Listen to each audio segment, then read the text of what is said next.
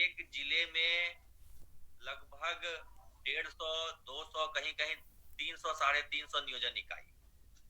तो क्या होता है कि अभ्यर्थियों को, हमारे जो भी अभ्यर्थी भाई बहन हैं, उनको सब जिलों में अलग अलग जाकर के अलग अलग नियोजन इकाइयों में, सभी पंचायतों में, प्रखंडों में, नगर निगम, नगर पंचायत में जाके अप्लाई करना पड़ा।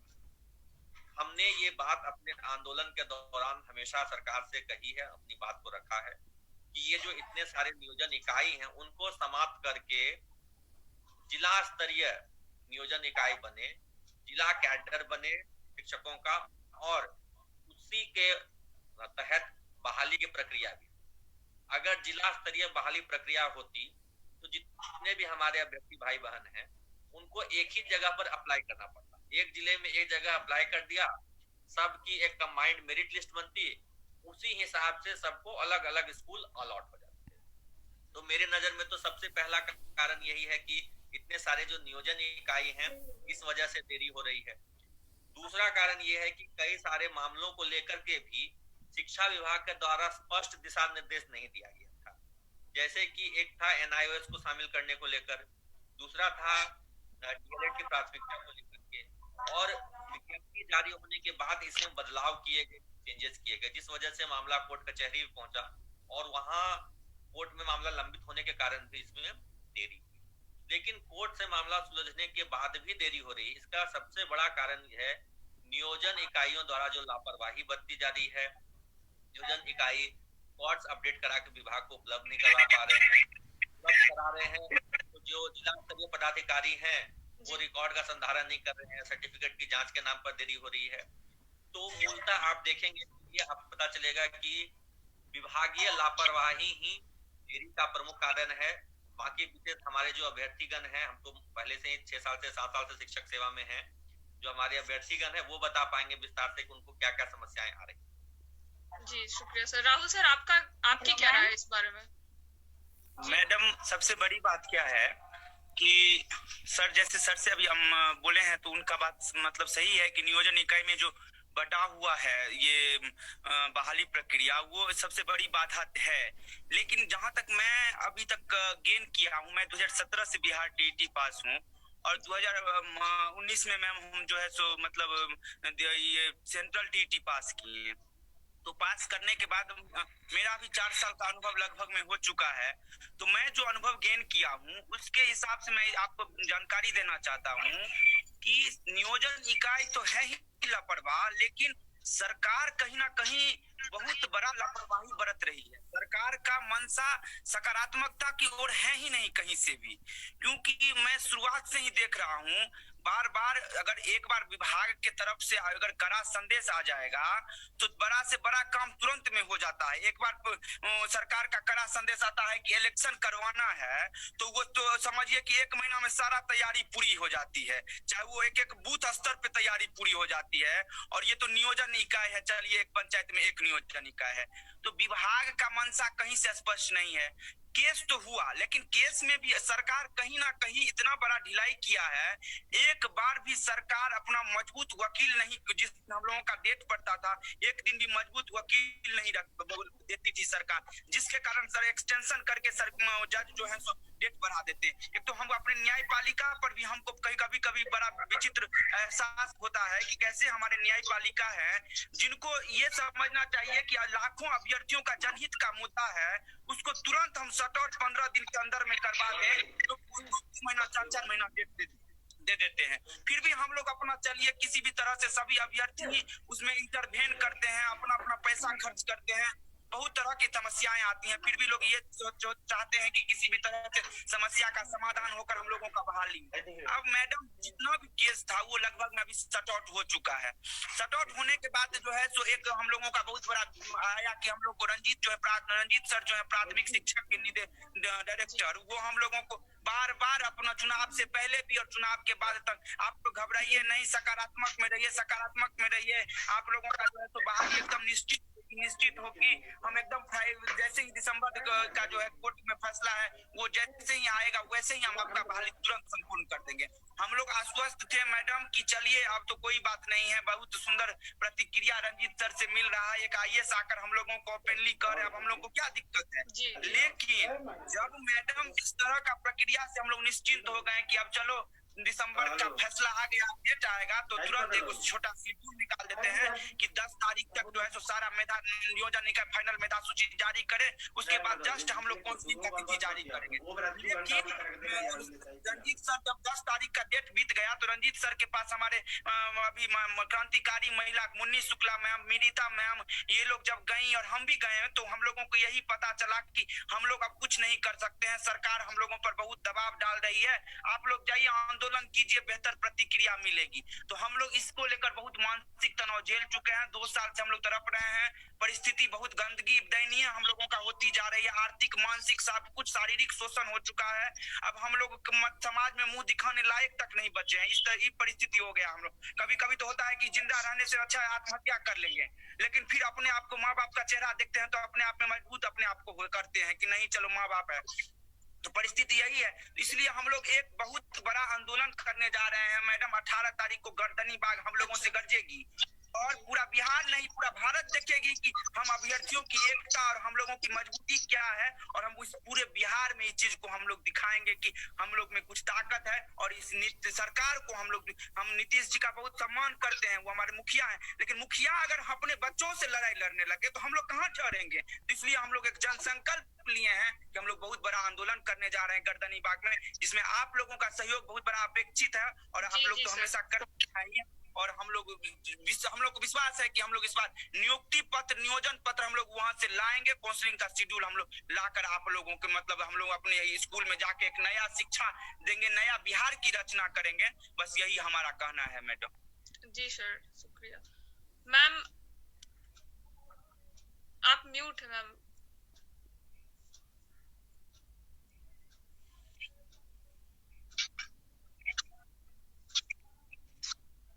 आपका माइक म्यूट है मैम, आप माइक पे टच करिए, अनम्यूट हो जाएगा। हेलो, हाँ जी। तो मैम इस बारे में आप क्या कहना चाहती हैं कि आखिर क्या कारण है आपके मुताबिक जिस वजह से देरी हो रही है बहाली में एग्जाम पास करने के बाद भी? मैम अभी तक तो जितने मेरे साथी राहुल जी और एक और टीचर थे जो बताए आपको, इन लोगों की बातों में कहीं ना कहीं ये चीज झलक रहा है कि जो भी इन लोगों ने बताया ये चीज सही बताया। और मेरे अकॉर्डिंग मैं भी 2017 में बीटेड पास कैंडिडेट हूँ, और जो भी मेरा भी तीन साल का जो अनुभव मैंने गेन किया उसमें मुझे यही लगा कि कहीं ना कहीं इस बहाली को लेकर के शिक्षा विभाग और सरकार गंभीर नहीं है। क्योंकि अगर शिक्षा विभाग और सरकार गंभीर रहती तो कोई ऐसा मैटर होता तो उसको सरकार की जिम्मेदारी थी, शिक्षा विभाग की जिम्मेदारी थी सॉर्ट आउट करना। लेकिन इस जिम्मेदारी से सरकार भी भाग रही है और शिक्षा विभाग भी भाग रही थी। क्योंकि जब NIOS DLED का मैटर आया तो उसमें भी सरकार NCT से जवाब लेने और देने में शिक्षा विभाग और सरकार 6 महीने का टाइम लगा दी। उसके बाद ये मैटर जो था वो कोर्ट में गया तो कोर्ट से बहाली पे स्टे लग गई। फिर जब इस मैटर को सुलझाया गया तब तक सीटेड दिसंबर वाले केस कर दिए, उस मैटर पे भी बहाली पे स्टे लग गई। तो मुझे ये समझ में नहीं आती है कि कहीं ना कहीं न्यायपालिका भी इसमें इंक्लूडेड है। न्यायपालिका से भी अभ्यर्थियों का भरोसा खत्म होते जा रहा है, क्योंकि न्यायपालिका बिना सोचे समझे कोई भी बहाली होता है, कोई भी चीज जाता है, न्यायपालिका स्टे मार देती है कि स्टे लगा दो। लेकिन ये सोचना चाहिए न्यायपालिका को भी कि 94,000 अभ्यर्थी जो है मेंटली परेशानी झेल रहे हैं। 1.5 साल से हम लोग की बहाली की प्रक्रिया चल रही है और न इसमें हमको शिक्षा विभाग सक्रिय दिखता है, न सरकार सक्रिय दिखती है और न न्यायपालिका सक्रिय दिखती है। तो कहीं ना कहीं तीनों की हमको लगता है कि मिलीभगत है। इसमें कहीं ना कहीं संलिप्तता हमको तो मतलब क्या कहा जाए, मुझे मेरे समझ से परे है। न्यायपालिका के ऊपर तो कोई है नहीं, लेकिन ये समझ से परे है कि कहीं ना कहीं संलिप्त है, जिस वजह से इसको टाला जा रहा है। सरकार की हर कामें जो होती है वो समय से पूरी होती है, लेकिन अगर बिहार की कोई भी वैकेंसी आए वो कम से कम 6 चरण से गुजरती है। जी। इसके लिए कौन जिम्मेदार है? इसके लिए कौन जिम्मेदार है? इसके लिए तो कैंडिडेट जिम्मेदार नहीं ना है। कहीं ना कहीं नोटिफिकेशन निकलता है तो विवादित निकलता है विभाग के द्वारा। जी जी मैम, तो मैं ये पूछना चाह रही थी आप लोगों से। हाँ हाँ जी मैम, आपकी आवाज आ रही है जी। तो मेरा अगला सवाल ये बन रहा था कि इस वजह से जो देरी हो रही है बहाली में, सिर्फ शिक्षक प्रभावित हो रहे हैं या इस वजह से शिक्षा पे भी कोई प्रभाव पड़ रहा है? मैडम, इस वजह से शिक्षक और शिक्षा दोनों ही प्रभावित हो रहे हैं। खासकर वो बच्चे प्रभावित हो रहे हैं जो हमारे गरीब गुरबा तबके से बच्चे आते हैं, जो हमारे ग्रामीण क्षेत्र के बच्चे आते हैं। कोई आईएएस ऑफिसर का कोई पदाधिकारी का बेटा बेटी सरकारी स्कूल में नहीं पढ़ाई करता है मैडम। पढ़ाई वो बच्चे करते हैं जो ग्रामीण परिवेश से आते हैं, पढ़ाई वो बच्चे करते हैं जो मिडिल परिवेश से आते हैं। वो बच्चे हमारे सरकारी विद्यालय में पढ़ने जाते हैं। कहीं ना कहीं उन बच्चों की प्रतिभा कुंठित की जा रही है सरकार के द्वारा और शिक्षा विभाग के द्वारा, जिससे उन बच्चों की प्रतिभा कहीं ना कहीं बाधित हो रही है। इससे शिक्षक और हमारे बच्चे दोनों प्रभावित हो रहे हैं। हमारे यहाँ सरकार बहुत बड़ा बड़ा दावा करती है कि हम शिक्षा को इतना स्तर सुधार दिए, लेकिन बिहार की शिक्षा को अगर धरातल पे देखा जाए तो मुझे नहीं लगता है कि बिहार की शिक्षा व्यवस्था सरकार सुधार पाई है, क्योंकि योग्य टीचर है वो रोड पर है, तो बिहार की शिक्षा व्यवस्था कहाँ खाक में सुधरेगी? जो पढ़ाने वाले टीचर है उसको तो बिहार गवर्नमेंट रोड पे रखी है। जी। बात इसमें हम जोड़ना चाहेंगे जी सर, कि ये लोग बार बार कह रहे हैं कि 1.5 साल से ये लोग इनकी बहाली लटकी हुई है। एक्चुअली इनकी बहाली 1.5 साल से नहीं 4 साल से लटकी हुई है। 4 साल से इसलिए कि 2017 में इनके लिए टीईटी का विज्ञापन निकला था, तो ये आप समझिए कि परीक्षा इन्होंने दिया 2017 में, रिजल्ट भी आ गया। उसके बाद बहाली की प्रक्रिया शुरू करने में 2 साल लगा दिया। पहले तो 2 साल इनका वहां पे लॉस हो गया। उसके बाद जब नोटिफिकेशन निकाला गया 2019 में, उसके बाद से अभी का जो डिले हो रहा है वो तो लोग देखिए। लेकिन इनकी बहाली में देरी 2 साल नहीं 4 साल से होती। इसके बाद मैं आपको बताता हूँ जी, इसके बाद मैं बताता हूँ कि हम लोग जब शिक्षकों का आंदोलन करते हैं तो सरकार ये कहती है कि भाई सिर्फ पैसा मांगते रहते हैं, इनको शिक्षा की गुणवत्ता से कोई मतलब। गुणवत्ता कैसे आएगी? विद्यालयों में योग्य शिक्षक बहाल होंगे तभी तो गुणवत्ता आएगी। अभी की सिचुएशन ये है कि पूरे बिहार में लगभग 2 लाख शिक्षकों की वैकेंसी खाली है। ये जो 94,000 शिक्षकों की बहाली हो रही है, ये एक्चुअली पुराने रोस्टर के हिसाब से ही बहाली हो रही है, जबकि अगर नया रोस्टर बने उसमें और 50-60 हजार शिक्षकों का सीट वैकेंसी बढ़ेगा। तो पहला गलती तो यही है कि ये लोग तो पुराने रोस्टर पे ही बहाली कर रहे हैं। फिर भी आप देखिए सरकार की ये मंशा नहीं रहती है कि हम बहाली करें। लोग बहुत ही सही पॉइंट कह रहे हैं कि सरकार की मंशा दोषपूर्ण है। सरकार को जब केंद्र सरकार ने ये नोटिस दे दिया कि अगर आप छात्र शिक्षक अनुपात को ठीक नहीं करेंगे तो आपको हम एलोकेशन का जो पैसा है वो नहीं देंगे, तब दबाव में आकर सरकार ने इस नियोजन प्रक्रिया को शुरू किया है। उससे भी बड़ी बात हम लोग ये कहते हैं, अभी ये लोग बेगूसराय गए थे, वहां पे शिक्षा मंत्री को काला झंडा दिखा रहे थे, तो कहते हैं कि नियोजित शिक्षकों ने शिक्षा को गर्त में पहुंचा।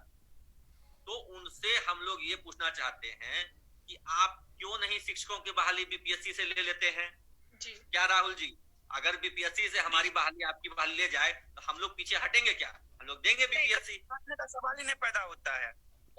ये दोषपूर्ण प्रक्रिया अगर किसी ने बनाया तो हमने तो नहीं बनाया। हमने तो नहीं कहा कि आप नियोजन कर दीजिए। इन्होंने तो नहीं कहा कि हमको 4 साल आप दौड़ाइए, टीईटी लीजिए, फिर सीटीईटी लीजिए, फिर ये लीजिए, वो लीजिए। ये तो उनकी गलती है ना, सरकार की गलती है जी। हम रोकना चाहेंगे आपको।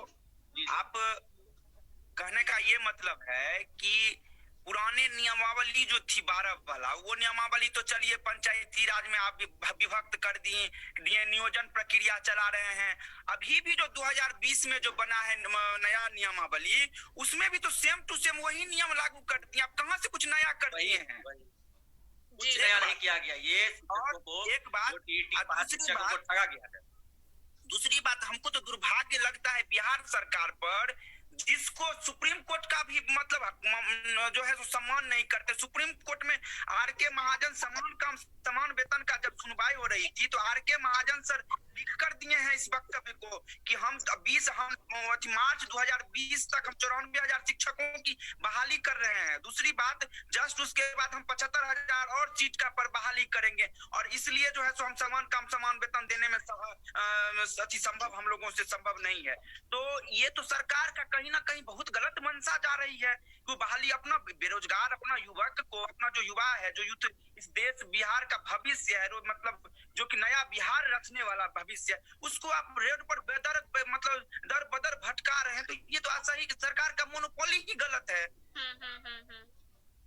जी देखते थे, सुनते थे, हमारे पापा लोग कहते थे कि शिक्षक भगवान होते हैं और बिहार में जो है तो बहुत टैलेंटेड स्टूडेंट होते हैं शिक्षक।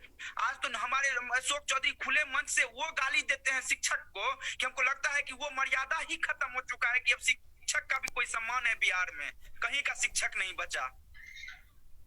जी सर, बात इसमें हम जोड़ देते हैं कि जो मंत्री महोदय सार्वजनिक मंच पर शिक्षकों के बारे में अभद्र बातें कहते हैं, वो खुद उनके परिजन खुद निजी विद्यालय का संचालन करते हैं। पटना में एक बड़े ही हाई फाई स्कूल का डायरेक्टर है उनके परिजन। अच्छा। तो सरकार तो ये चाहती है, साजिशन चाहती है। अभी मुन्नी मैम भी कह रही थी और इस बात से हम एकदम सहमत है। सरकार चाहती है कि जो गरीब गुरबा है, जो दलित पिछड़ा है, जो निम्न मध्य वर्ग परिवार के लोग हैं, वो लोग अच्छी शिक्षा से मतलब लाभान्वित नहीं हो, उनको बेहतर शिक्षा नहीं मिले। कोई आईएएस पदाधिकारी का बेटा सरकारी स्कूल में आज नहीं पढ़ने आता है, वो बड़े बड़े नामी गिरामी स्कूल में जाता है, वो डीपीएस जाता है, वो सेंट माइकल्स जाता है, वो नोटरडेम जाता है। वो किसी सरकारी स्कूल में तो नहीं पढ़ जाता है। सरकारी स्कूल में कौन पढ़ते हैं? गरीब के बच्चे पढ़ते हैं। तो इनकी सरकार की ये मंशा है कि गरीब के बच्चों को पढ़ने मत दो, इनको मूर्ख बना के रखो, ताकि ये हमें हर साल वोट मतलब लुभावने बातों में ये हमें वोट करें। पढ़ लिख जाएगी जनता तो हमें कैसे ये मूर्ख बन के वोट देंगे। और युवाओं की बात मैं कहता हूँ, शर्म की बात है कि जो अभ्यर्थी कल को शिक्षक बनने वाले हैं, बनेंगे, उनको ये लोग सड़कों पर पिटवाते हैं। मधुबनी में मैंने देखा लाठीचार्ज किया गया। और मैं अभी भी आपको चेतावनी भी दे रहा हूँ और ये आपका लिए सलाह भी दे रहा हूँ, आप पटना आएंगे, हो सकता है आप पर बल प्रयोग करेगी पुलिस। हमने हमारे शिक्षकों पर किया है, बार बार किया है। हमारे 2017 में हमारे साथियों पर इतना लाठीचार्ज होता है, 50 लोगों का सर फट गया था। हमारे ऊपर हमेशा आंसू गैस से गोले दागे जाते हैं, लाठीचार्ज किया जाता है, दौड़ा दौड़ा के मारा जाता है शिक्षकों को। अभ्यर्थी जब शिक्षकों की बहाली नहीं हुई थी 2013-14 में, उस समय भी अभ्यर्थियों पर बार बार लाठीचार्ज होता था,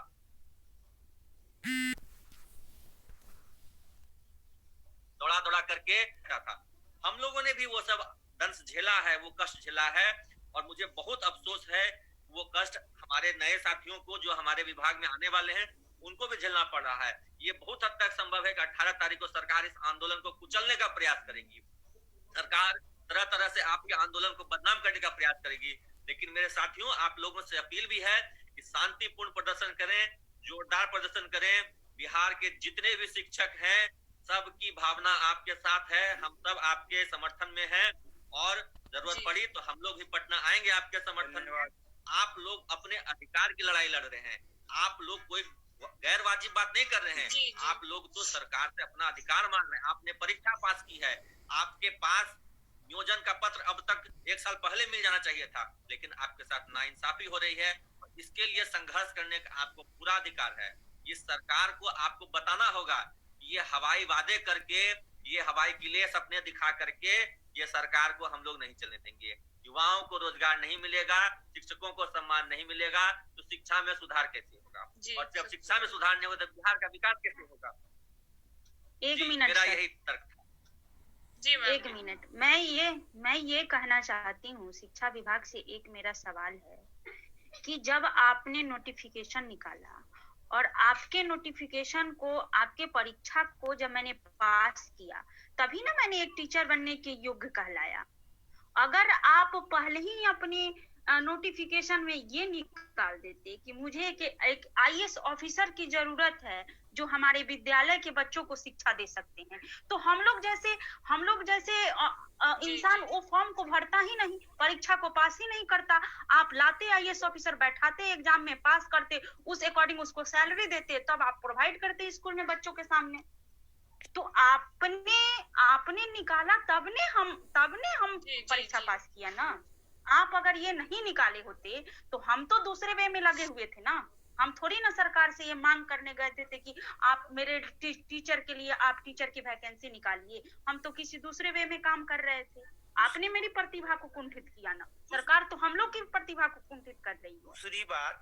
दूसरी बात मैडम अमृता, मैं बताना चाह रहा हूँ कि सबसे बड़ी बात है कि ये सिस्टम का ही दोष है मैडम, कि जो भी व्यक्ति आज प्राथमिक का निदेशक हो, चाहे रंजीत कुमार, चाहे प्रधान सचिव हो संजय कुमार सर, या चाहे शिक्षा मंत्री हो अशोक चौधरी जी, तीनों में से कोई भी शिक्षा से नहीं जुड़े हुए हैं।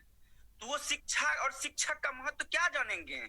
एक आईएएस ऑफिसर थे रंजीत कुमार, डीएम बन के गए, सीधे बैठ गए जाकर जो है सो प्राइमरी के डायरेक्टर में।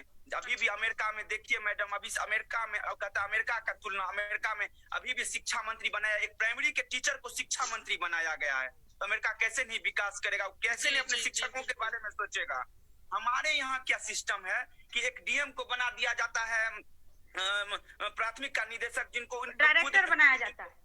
हाँ, जिनको ये नहीं पता कि शिक्षा और शिक्षक क्या है। एक प्रधान सचिव जो कल तक स्वास्थ्य विभाग के प्रधान सचिव थे, उनको बना दिया गया है शिक्षा विभाग का प्रधान सचिव, जिनको ना उसके बारे में, शिक्षा के बारे में पता है ना कुछ जानते हैं उसका। एक अशोक चौधरी जी, वो क्या जानेंगे शिक्षा और शिक्षक का महत्व? उनको मतलब भी नहीं है उस सब से। वो तो बस समझते हैं कि ये हमारे बोझ हैं, इनको हम किसी तरह से कुचल देंगे। लेकिन मैम आपके माध्यम से मैं बताना चाहता हूँ कि आप जान कर, मैं सभी अभ्यर्थियों तक मेरी आवाज अगर जाती होगी तो मैं सभी अभ्यर्थियों से भी आह्वान करता हूं कि हमारे जितने भी महिला साथी हों, पुरुष साथी हों, जो इस 94,000 अभ्यर्थी बहाली में अप्लायर हैं, वो आइए। मैं सारा व्यवस्था गर्दनी बाग में किया गया है। आप लोगों को रहने का, ठहरने का, खाने का, अलाव का व्यवस्था किया जा रहा है। और हम उस हुक्मरानों जो बैठे हुए हैं सचिवालय में, जो अपने जो मजा मार रहे हैं बैठकर, वो आकर देख ले कि इस ठंडी में भी हमारी क्या एकता है। और हम लोग इस चीज को दिखाने के लिए पूरी तरह से तैयार है। क्योंकि अब अगर बहाली नहीं होगा तो हम लोग करो मरो पे उतर चुके हैं। अब हम लोगों को जीवन जी के क्या फायदा है भाई? मरने तो क्या कहते, शर्म धिक्कारता से अच्छा है कि भाई आतंकवाद ठीक है घोषित कर दे, आत्महत्या कर लेंगे, जीकर क्या फायदा है? मैडम, गिद्धरों की तरह 100 दिन जीने से अच्छा है कि शेर की तरह एक दिन वीर गति को प्राप्त हो जाए। हम लोग गिद्धरों की तरह 100 दिन जीने से तो अच्छा है ना जी। तो क्योंकि ये सरकार ऐसे सुनने वाली नहीं है। अब हमारे आप सभी ने बहुत ही कम समय में बहुत अच्छे से अपने राय को सामने रखा है। आशा करती हूँ कि आप लोग जितने भी कठिनाइयों और मुश्किलों का सामना कर रहे हैं वो सब जल्द से जल्द सॉल्व हो और सरकार तक पहुंचे आपकी बात। हमारे मीटिंग का बस आखिरी के 5 मिनट बचे हैं, तो अगर आप लोग कुछ आखिरी स्टेटमेंट देना चाहें तो, वरना मैं फिर इसे कंक्लूड करूंगी। अमित सर, आप कुछ कहना चाहेंगे? मैं आखिरी स्टेटमेंट ये देना चाहूंगी। जी मैम, बोलिए। हाँ मैम। शिक्षा विभाग के पास अभी भी वक्त है, हम लोग की आवाज को सुन ले, और सरकार के पास अभी भी वक्त है। नहीं तो 18 तारीख को हम लोग एक ऐसा इतिहास लिखने जा रहे हैं जो इतिहास के प्रथम पृष्ठ पर हम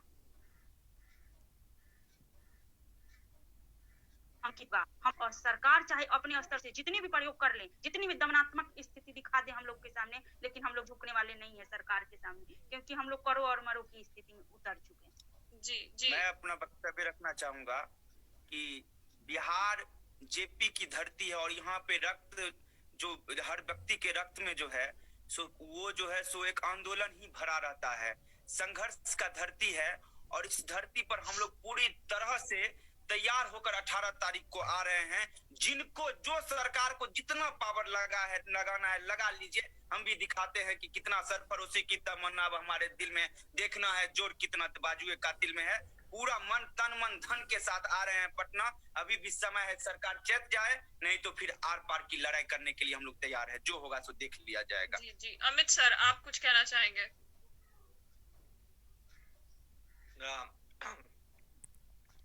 मेरा यही कहना अपने साथियों से कि हम लोग जो ये लड़ाई लड़ रहे हैं, ये वस्तुतः कोई स्वार्थ की लड़ाई नहीं है, इस बात को सब लोग समझें। और ये समाज में भी ये संदेश जाना चाहिए। लोग ये सोचते हैं कि शिक्षक अपने वेतन के लिए लड़ रहा है, अभ्यर्थी लोग अपने नौकरी के लिए लड़ रहा है। वस्तुतः हमारी लड़ाई एक बड़ी लड़ाई है, वो है कि शिक्षा व्यवस्था में सुधार। शिक्षकों की जब तक कमी रहेगी तो स्कूलों में बेहतर शिक्षा कैसे मिलेगी? और जब शिक्षक जो योग्य अभ्यर्थी हैं शिक्षकों के, वो रोड पर आंदोलन करते रहेंगे, उनको नियोजन नहीं मिलेगा, उनको तरह तरह की प्रताड़नाएं सरकार द्वारा दी जाएंगी, तब कल को जब वो विद्यालय में आएंगे तो उनके मन में भी तो सरकार के प्रति उसी तरह का दुराभाव होगा। जी जी। तो इसलिए सरकार को भी ये समझना चाहिए। हम लोग भी अपने माध्यम सरकार तक ये बात को पहुंचा रहे हैं, और आप लोगों के आंदोलन के माध्यम से और प्रभावशाली तरीके से बात पहुंचेगी कि सरकार अविलंब नियोजन प्रक्रिया को पूरा करे और इन्हें एक कैंप लगा करके, जो इनकी मांग है बार बार कि कैंप लगा करके सबको नियोजन पत्र दिया जाए और विद्यालयों में योगदान कराया जाए, वो जल्द से जल्द करवा दिया जाए। जी। ये जब आपको नौकरी देनी ही देनी है, जैसे कि मंत्री जी ने कहा कि हम सर्टिफिकेट जांच कराएंगे, अरे आप ज्वाइन करा लीजिए, उसके बाद 1 महीना 2 महीना 3 महीना आप सर्टिफिकेट जांच कराइएगा, तब आप वेतन दीजिएगा। ऐसे भी तो ज्वाइनिंग के बाद वेतन मिलने में 2-3 महीना का समय लगता है, उस बीच में आप सर्टिफिकेट जांच कराइए जहां तो आप जांच कराना है। लेकिन अब उसका बहाना लगा करके आप 6 महीने साल भर फिर बहाली को अटका देंगे। तो इसका मतलब है कि आप चाहते हैं कि बिहार के युवा को रोजगार नहीं मिले, बिहार का युवा सड़कों पर भटके, बिहार का युवा इसी तरीके से विभिन्न प्रताड़नाओं से प्रताड़ित होकर के जिस तरह के नकारात्मक बातें बोल रहे हैं राहुल जी, मैं तो कहूंगा कि इस तरह की बात मत सुनिए, हिम्मत रखिए, संघर्ष कीजिए, जीत होगी। थोड़ा सा कठिन दौर है ये, और जो भी इनके अभ्यर्थी साथी हैं उन सबसे अनुरोध है कि ऐसा नहीं सोचना है कि 10 लोग जा रहा है तो हम क्यों जाए, वो जा ही रहा है तो हम क्यों जाए। सबको जाना है, सब कोई इस अभियान में शामिल हो, इस आंदोलन में शामिल हो, एक भी अभ्यर्थी नहीं छूटना चाहिए। जी जी। ये नहीं हो कि वो जा रहा है तो हम क्यों जाए, नहीं जाएंगे तब भी मेरा तो हो ही जाएगा, मेरा नंबर ज्यादा है, हमको जानने की क्या जरूरत है, मेरा नंबर कम है, मेरा तो होगा ही नहीं, हम ये सब नहीं सोचना है। सबको एकजुट होकर आंदोलन करना है और शांतिपूर्ण आंदोलन कीजिए। जरूरत पड़े तो वहां पे, जैसे आप देख रहे हैं कि दिल्ली में किसान आंदोलन में लोग डेरा जमा करके खूंटा गाड़ के बैठे हुए हैं, आप लोगों को भी जरूरत पड़े तो खूंटा गाड़ करके पटना में बैठे रहिए जब तक कि आपका काउंसलिंग का शेड्यूल जारी नहीं हो जाए। धन्यवाद। जी सर, धन्यवाद सर। मैं आप सभी लोग का शुक्रिया करना चाहूंगी हमारे साथ जुड़ने के लिए। धन्यवाद सर, धन्यवाद मैम।